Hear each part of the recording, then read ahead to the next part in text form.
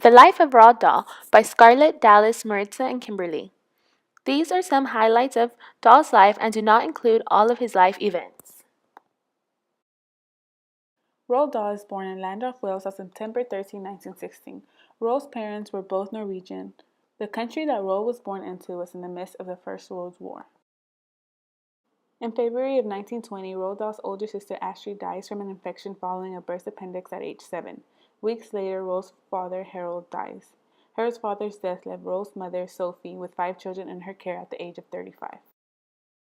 Roald begins kindergarten at Elm Tree House Nursery School in Landorf. In September 1923 until 1925, Roald attends the local Landorf Cathedral School, an all-boys preparatory school. He was so homesick at first that he even faked the symptoms of appendicitis, which he remembered from his older sister during a trip home. Roald Dahl begins working for Shell Oil in 1935. Roald leaves Repton, and after taking part in a joint public school expedition to Newfoundland, he begins working for the Shell Oil Company. In autumn of 1938, Roald is sent to Shell's branch office in Dar es Salaam in East Africa on a 3-year contract. He was a year into his contract with Shell when the Second World War broke out.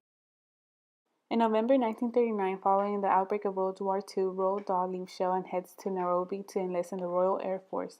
After 8 weeks of basic training and 6 months of advanced flying instruction, the RAF deemed him ready for battle. At the time, he is 23 years old. Dahl crashes his Gladiator in September of 1940. He receives extreme injuries to his head, back, and nose. He recovers for 6 months in a hospital.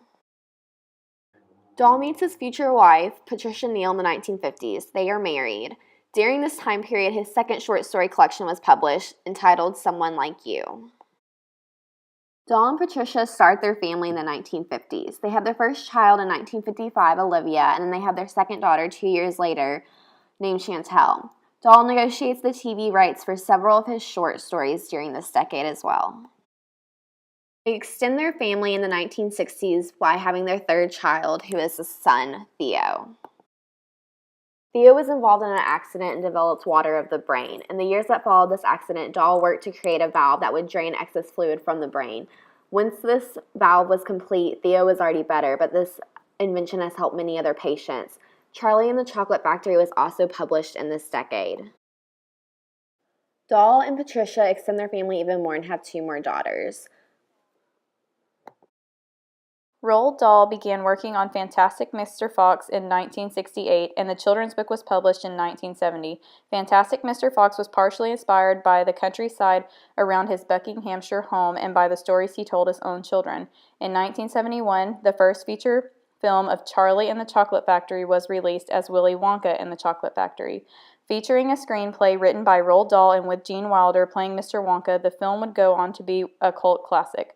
1 year after the film adaptation of Charlie and the Chocolate Factory was released, Dahl publishes the sequel to the book Charlie and the Great Glass Elevator.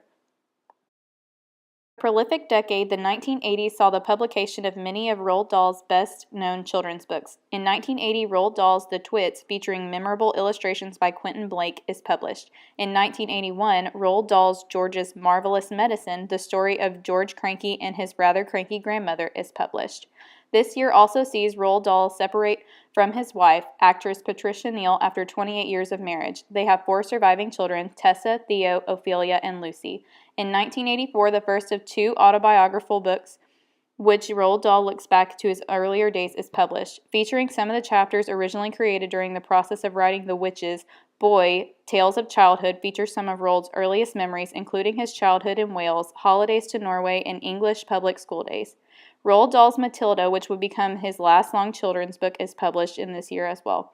The children's book went on to enjoy great success, however, and is shortly after its release went on to win that year's Children's Book Award.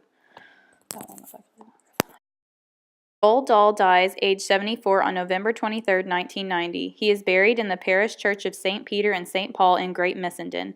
Roald's widow, Lissy Dahl, sets up the Roald Dahl Foundation, later renamed Roald Dahl's Marvelous Children's Charity, in 1991 to help support children and young people with serious, rare blood or brain conditions and literacy problems.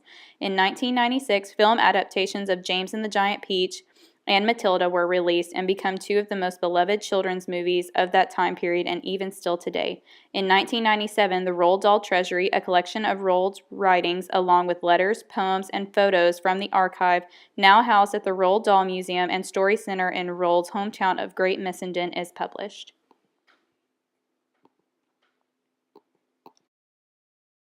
Even though Roald Dahl is gone, his legacy still lives among us.